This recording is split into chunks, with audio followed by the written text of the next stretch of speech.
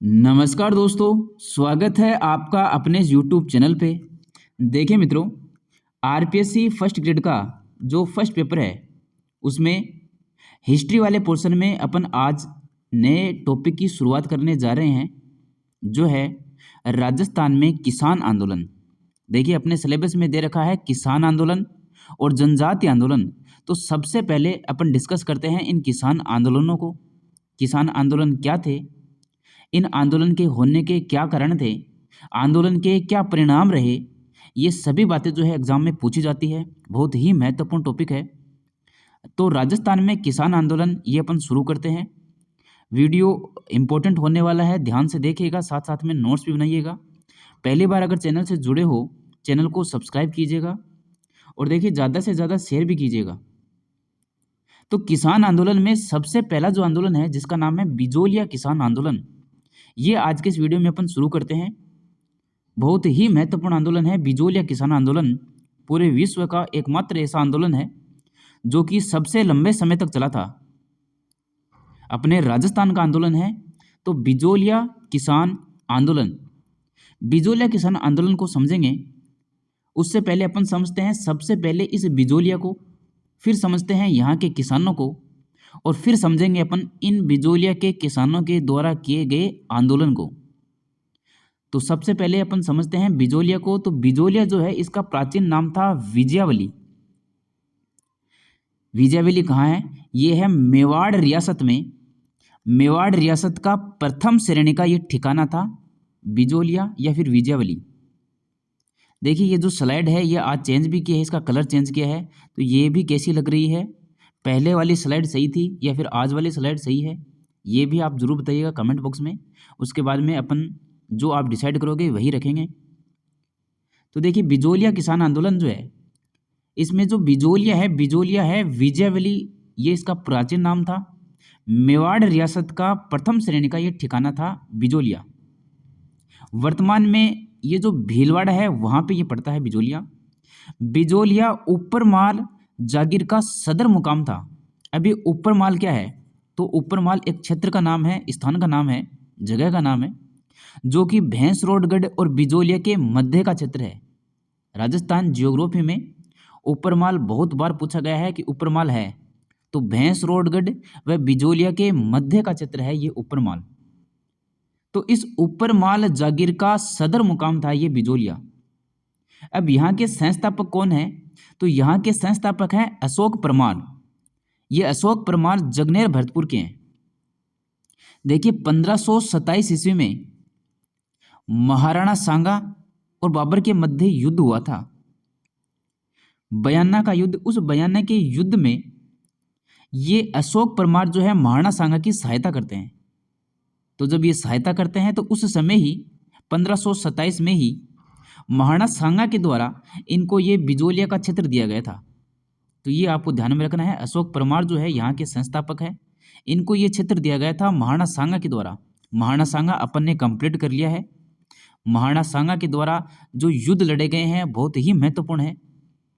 खातौली का युद्ध उनके द्वारा लड़ा गया है, एक इनके द्वारा बाड़ी का युद्ध लड़ा गया है, फिर इनके द्वारा गागरोन का युद्ध लड़ा गया था, एक ईडर का युद्ध लड़ा गया है, एक बयाना का युद्ध लड़ा गया है, एक खानवा का युद्ध लड़ा गया है। तो ये युद्ध जो है ये महत्वपूर्ण है।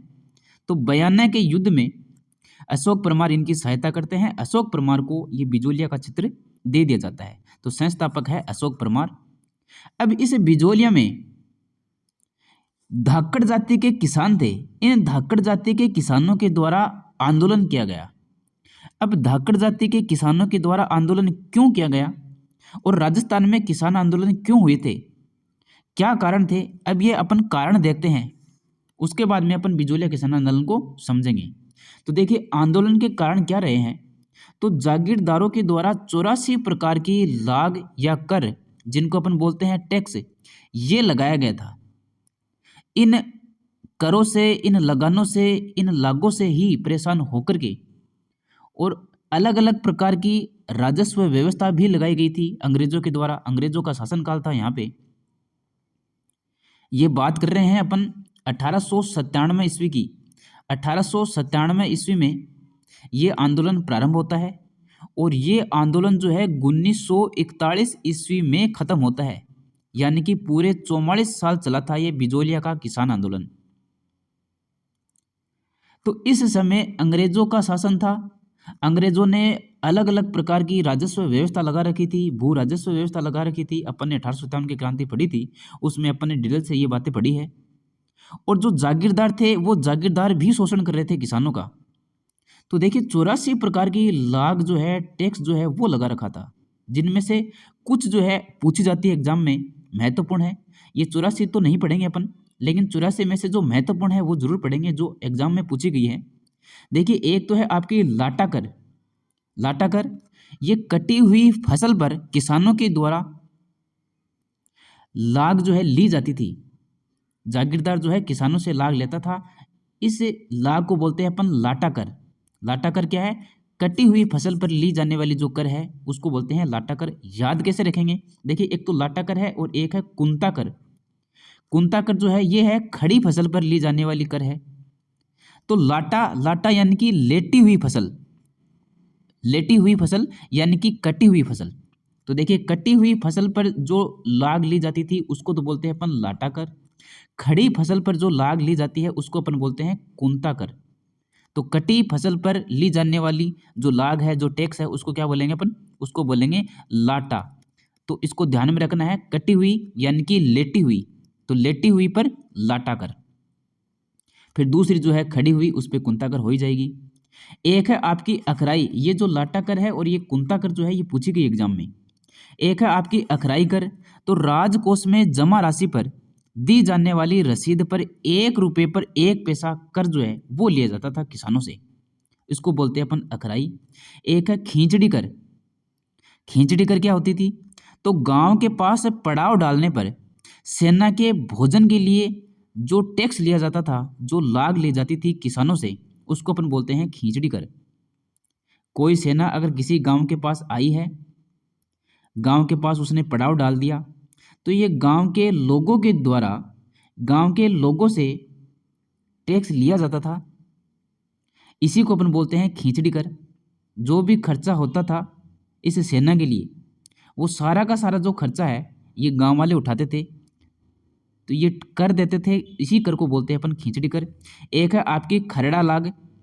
तो श्रमजीवी जातियों से लिया गया कर। श्रमजीवी जाति जो अपना व्यवसाय चलाती है, जैसे कि लुहार है, कुम्हार है, मोची है, ये जो जातियां हैं, इन जातियों से भी कर लिया जाता था कि आप अपना जो व्यवसाय है तभी चला पाओगे जब आप टैक्स दोगे, कर दोगे। तो इसको अपन बोलते हैं खरड़ा लाग। एक है कमठा लाग। तो गड्ढ निर्माण के लिए 2 रुपये प्रति घर से कर लिया जाता था, इसको अपन बोलते हैं कमठा लाग। अब कमठा को कैसे ध्यान में रखोगे कि गड्ढ का निर्माण हो रहा है, तो अपन लोगों को बोल रहे हैं कि तू सामान जो है वो कम उठा, तो कमठा। खरड़ा, खरड़ा का मतलब है कि ये जो लुहार है, सुनार है, कुम्हार है, मोची है, इनको भी नहीं छोड़ा जागीरदारों ने, अंग्रेजों ने, तो यानी कि इनको भी खरड़ लिया, तो इनको बोलते हैं अपन खरड़ा लाग। खींचड़ी का मतलब है ही कि सेना आ रही है तो सेना को क्या चाहिए? खींचड़ी चाहिए, भोजन में इनको खींचड़ी कर दी। ये लाटा और कुंता ध्यान में रही जाएगी। लाटा का मतलब है लेटी हुई। और भी करें थी, और भी लागे थी, जिनमें प्रमुख है चूड़ा कर। देखिए ठकुराइन द्वारा नया चूड़ा पहनने पर चूड़े का मूल्य काश्तकारों से लिया जाता था। एक है कांसा कर। तो शादी के अवसर पर ठिकाने को दी जाने वाली रकम के साथ जो कर लिया जाता था उसको बोलते हैं अपन कांसा कर। एक है राम राम या फिर मुजरा कर। तो प्रति व्यक्ति 1 रुपये के हिसाब से कर लिया जाता था, उसको बोलते हैं अपन राम राम कर। पावरा कर। तो जागीरदार के घर मेहमान आने पर, अगर जागीरदार के घर पे कोई मेहमान आया है, तो मेहमान आया तो उसका खर्चा भी लगेगा। अब वो खर्चा जो है वो गांव वालों से लिया जाता था। जागीरदार के घर कोई मेहमान आता था, मेहमान के ऊपर जितना भी खर्चा लगता था, खाने का, पीने का, रहने का, तो वो सारा का सारा खर्चा जो है गांव वालों से लिया जाता था, एक पावरा करके नाम से, कि भाई हमारे पावरो आयो है, थान टैक्स देना पड़ेगा। तो पावरा यानी कि जो मेहमान होते हैं उसको बोलते हैं पावरा। एक है डाण लाग।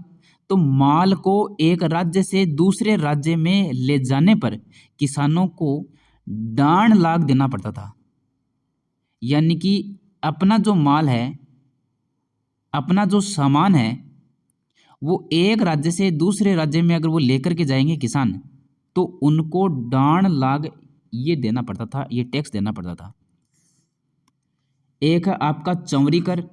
तो बेटी की शादी पर दिया जाने वाला कर, ये जो है 1903 में 5 रुपये निर्धारित किया गया था चौवरी कर। अगर कोई किसान अपनी बेटी की शादी करेगा तो उसे चौवरी कर देना पड़ेगा।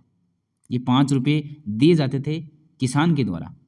एक है बंदोले कर, यानी कि जागीरदार के घर विवाह होने पर कर। अब जागीरदार के घर पर विवाह हो रहा है तो भी किसान कर देंगे जागीरदार को, इसको बोलते थे बंदोले कर। एक है सिंगोटी। तो सींग जो है वो तो मवेशी के होते हैं, यानी कि जानवरों के ही होते हैं। तो मवेशी के विक्रय पर, यानी कि वो अपने मवेशी जो है पालतू, गाय बकरी भैंस जो है, इनको अगर बेचेंगे तो उनको कर देना पड़ेगा। उस कर का नाम है सिंगोटी कर। एक है जाजम कर। तो भूमि के विक्रय पर कर जो लिया जाता था उसको बोलते हैं जाजम कर। तो ये जो कर है महत्वपूर्ण है। इन करों के अलावा और भी कर है, लेकिन ये कर जो है एग्जाम से पूछे गए हैं इसलिए अपने डिस्कस किए हैं।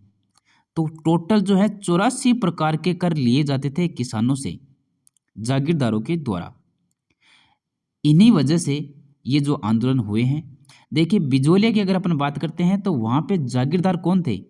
तो सबसे पहले जागीरदार था यहाँ पे कृष्ण सिंह, जो कि 1894 में यहाँ का जागीरदार बना था। कृष्ण सिंह से पहले गंगा सिंह नाम का जागीरदार था। उसका संबंध अच्छा था किसानों के साथ में, वो लागे जो है ज़्यादा नहीं लेता था, परेशान ज़्यादा नहीं करता था। लेकिन जैसे ही ये कृष्ण सिंह जागीरदार बनता है 1894 में, ये जो है लगान बढ़ा देता है, लगान लेता है, किसानों को परेशान करता है। तो सबसे पहला जागीरदार है बिजोलिया किसान आंदोलन में, उसका नाम है कृष्ण सिंह। ये 1894 में बनता है और 1906 तक रहता है। 1906 में फिर इसकी मृत्यु हो जाती है और यह निसंतान ही मरता है। कृष्ण सिंह के बाद में पृथ्वी सिंह यहाँ का जागीरदार बनता है बिजोलिया का। ये 1906 में बनता है। 1906 से लेकर के 1914 तक ये जो है बिजोलिया का जागीरदार बनता है। ये जो पृथ्वी सिंह है ये कामा भरतपुर का था। ये कृष्ण सिंह ही इसको लेकर के आता है, पृथ्वी सिंह को। तो सबसे पहला जागीरदार है कृष्ण सिंह, उसके बाद में जागीरदार बनता है पृथ्वी सिंह। देखिए पृथ्वी सिंह के बाद में जागीरदार बनता है केसरी सिंह 1914 में। ये केसरी सिंह जब जागीरदार बनता है तो ये नाबालिग था। तो मेवाड़ का जो महाराणा था उसने अमर सिंह राणावत को यहाँ बिजोलिया का जो कार्यभार है वो संभला दिया था। तो अमर सिंह राणावत ये भी पूछा जाता है एग्जाम में, ध्यान में रखना है। तो देखिए जागीरदार कृष्ण सिंह, फिर है पृथ्वी सिंह, फिर है केसरी सिंह और फिर है अमर सिंह राणावत। ये जागीरदार नहीं था, इसको यहाँ की जागीरदारी दी गई थी, यहाँ का कार्यभार दिया गया था। जागीरदार ये तीन ही है, महत्वपूर्ण है बिजोलिया किसान आंदोलन के दौरान। अब अपन बात करते हैं बिजोलिया किसान आंदोलन की। देखिए बिजोलिया किसान आंदोलन जो है वो 1897 में शुरू हुआ था और 1941 ईस्वी में खत्म हुआ था, यानी कि 44 साल किसान आंदोलन चला है ये। इस बिजोलिया किसान आंदोलन के जो जनक हैं वो है साधु सीताराम दास। इन्होंने इस किसान आंदोलन का सबसे पहले नेतृत्व किया था, इसको संभाला था। तो इसके जो जनक है वो कहलाएंगे साधु सीताराम दास। देखिए वैसे राजस्थान की अगर अपन बात करें तो राजस्थान के जो किसान आंदोलन है उनके जनक है, उसका नाम आता है विजय सिंह, जिसका दूसरा नाम है भूप सिंह। ये राजस्थान के किसान आंदोलनों के जनक हैं। अपन बात करते हैं बिजोलिया किसान आंदोलन की। तो बिजोलिया किसान आंदोलन के जनक जो है वो है साधु सीताराम दास। विश्व का सबसे लंबा किसान आंदोलन है ये, राज्य का पहला किसान आंदोलन था, भारत का पहला संगठित व अहिंसात्मक आंदोलन। देखिए 44 साल तक चला था लेकिन फिर भी इसमें हिंसा नहीं हुई थी, अहिंसात्मक आंदोलन है। बिजोलिया आंदोलन 3 चरणों में चला था। ये क्वेश्चन भी पूछा गया है एग्जाम में कि कितने चरणों में चला है, तो 3 चरणों में चला है। देखिए पहला जो चरण है वो 1897 से 1915 तक चला था। उसके बाद में 1916 से 1923, फिर तीसरा चरण जो है वो 1924 से 1941 तक, यानी कि 1897 में ये आंदोलन शुरू हुआ था और ये आंदोलन खत्म होता है 1941 ईस्वी में। टोटल जो है इसमें 44 साल लगते हैं। और ये आंदोलन हुआ क्यों था? क्योंकि बहुत सारी जो लगाने हैं वो लागू कर दी गई थी, इसलिए ये आंदोलन हुआ था। अब देखिए ये जो तीनों चरण हैं, ये तीनों चरण अपन पढ़ेंगे डिटेल से। देखिए पहला जो चरण है जो कि 1897 से 1915 तक चला था, इस चरण में नेतृत्व किसने किया था? वो किया था साधु सीताराम दास ने। ये नाम आपको ध्यान में रखने हैं। तो साधु सीताराम दास ने यहाँ का नेतृत्व किया था सबसे पहले। एक है ब्रह्मदेव, एक है फतेहकरण चरण, ये भी साधु सीताराम दास के साथ ही थे, इन्होंने नेतृत्व किया है। एक है आपके नानजी पटेल और ठाकरी पटेल, ये जो थे ये गांव के दो लोग थे। ये नानजी पटेल, ठाकरी पटेल, गिरधारीपुरा नाम का एक गांव था, वहां पे बैठे थे शोक सभा में। उस समय ये विचार करते हैं साधु सीताराम दास, और ये कहते हैं इनको कि आप लोग एक काम करिए, जो इतनी लगाने लगा रखी है आप लोगों पे, तो आप लोग जो है मेवाड़ के महाराणा को शिकायत क्यों नहीं करते जागीरदार के प्रति? ये बात होती है एक गिरधारीपुरा गांव में। देखिए अपन बिजोलिया किसान आंदोलन को पूरा डिटेल से भी पढ़ेंगे, अभी सिर्फ अपन इनको जो है समझ लेते हैं। तो नानजी पटेल, ठाकरे पटेल जो है ये तैयार होते हैं फिर मेवाड़ के महाराणा के पास जाने के लिए, इस जागीरदार की शिकायत करने के लिए। तो देखिए मेवाड़ का महाराणा कौन था? मेवाड़ का महाराणा था इस समय फतेह सिंह। तो इस फतेह सिंह के पास में जाते हैं ये नानजी पटेल और ठाकरे पटेल, बेचारे हिम्मत करके जाते हैं मुश्किल से। जागीरदार जो था वो था आपका कृष्ण सिंह। इस कृष्ण सिंह की शिकायत करने के लिए जाते हैं कि कृष्ण सिंह जो है परेशान कर रखा है, बहुत सारे लगाने जो है वो लगा रखी है, टैक्स लेता है। अब ये जो फतेह सिंह है ये जांच के लिए हामिद हुसैन को भेजते हैं। हामिद हुसैन यहाँ पे आता है, किसानों के पक्ष में फैसला भी देता है, लेकिन कोई कार्यवाही नहीं होती है। आंदोलन यहीं पे खत्म हो जाता है, पहला चरण कंप्लीट होता है। अब जो है दूसरा चरण होता है आपका 1916 से स्टार्ट। 1916 में एंट्री होती है दूसरे चरण में विजय सिंह पथिक की, जो कि राजस्थान के किसान आंदोलनों के जनक हैं। विजय सिंह पथिक, जिनको अपन बोलते हैं भूप सिंह भी, वैसे ये यूपी के थे, लेकिन ये दूसरे चरण में बिजोलिया के किसान आंदोलन का नेतृत्व करते हैं। ये आते ही ऊपर माल पंच बोर्ड की स्थापना करते हैं, अपने साथ गणेश शंकर विद्यार्थी इसकी भी सहायता लेते हैं। फिर ये गांधी जी के पास जाते हैं, गांधी जी को भी शिकायत करते हैं कि बिजोलिया में जो है लोग परेशान हैं, किसान परेशान हैं, आंदोलन कर रखा है। अब गांधी जी महादेव देसाई को भेजता है यहाँ पे। अब महादेव देसाई आता है मेवाड़ में, और मेवाड़ के जो दीवान थे रामाकांत, इसके साथ मुलाकात करता है, बोलता है कि आप लोगों ने बिजोलिया में क्या कर रखा है। ये जो विजय सिंह पथिक है ये शिकायत लेकर गया है गांधी जी के पास में। तो फिर जो है मेवाड़ का महाराणा जो था फतेह सिंह, ये एक आयोग का गठन करता है। उस आयोग के जो अध्यक्ष थे वो थे बिंदुलाल भट्टाचार्य, और भी दो सदस्य अन्य थे, तो 3 सदस्य थे टोटल इसमें। तो बिंदुलाल भट्टाचार्य आयोग का गठन किया जाता है, किसी भी प्रकार का कोई कार्यवाही नहीं होती है। उसके बाद में रॉबर्ट हॉलैंड, ये कौन है? ये समय राजस्थान के एजीजी थे। एजीजी बोले तो एजेंट टू गवर्नर जनरल। तो रॉबर्ट हॉलैंड जो है ये भी आते हैं, समझौता करते हैं, लेकिन कार्यवाही नहीं होती है। इसके बाद में 1923 ईस्वी में विजय सिंह पथिक को गिरफ्तार कर लिया जाता है बेंगो किसान आंदोलन के तहत। अब ये जो दूसरा चरण है ये खत्म हो जाता है बिजोलिया का। फिर तीसरा चरण स्टार्ट होता है 1923 में। अब जो है आंदोलन का नेतृत्व करते हैं यहाँ पे माणिक्यलाल वर्मा, इनकी पत्नी है नारायणी देवी वर्मा। एक है रामनारायण चौधरी, इनकी पत्नी है अंजनी देवी चौधरी। एक है आपके हरिभाऊ उपाध्याय, महत्वपूर्ण नेतृत्व करता है ये तीसरे चरण की, इनकी पत्नी है रमा देवी। एक है जमलालाल बजाज, इनकी पत्नी है जानकी देवी। ये जो है आंदोलन का नेतृत्व करते हैं तीसरे चरण में। फिर अंत में क्या होता है कि 1941 ईस्वी में महाराणा बनते हैं फतेह सिंह के जगह है मेवाड़ के महाराणा भूपाल सिंह, ये बनते हैं। अब इनके प्रधानमंत्री थे टी राघवाचार्य। तो टी राघवाचार्य फिर समझौता करते हैं किसानों के साथ में। फिर जाकर के 1941 ईस्वी में ये बिजोलिया का किसान आंदोलन खत्म होता है। तो इस प्रकार से ये 3 चरणों में शुरू होता है। अब ये जो 3 चरण है ये 3 चरण आप लोगों को समझने हैं। अब अपन इनको डिटेल से और समझेंगे, डिटेल से याद करेंगे, तो बिजोलिया किसान आंदोलन के लिए एक वीडियो जो है वो और बनेगा। अब इसके आगे का जो पार्ट है वो अपन नेक्स्ट वीडियो में डिस्कस करेंगे। तो यहाँ तक जो है आप नोट्स बनाइए, अच्छे से इसको समझिए। अब मिलते हैं नेक्स्ट वीडियो में। धन्यवाद।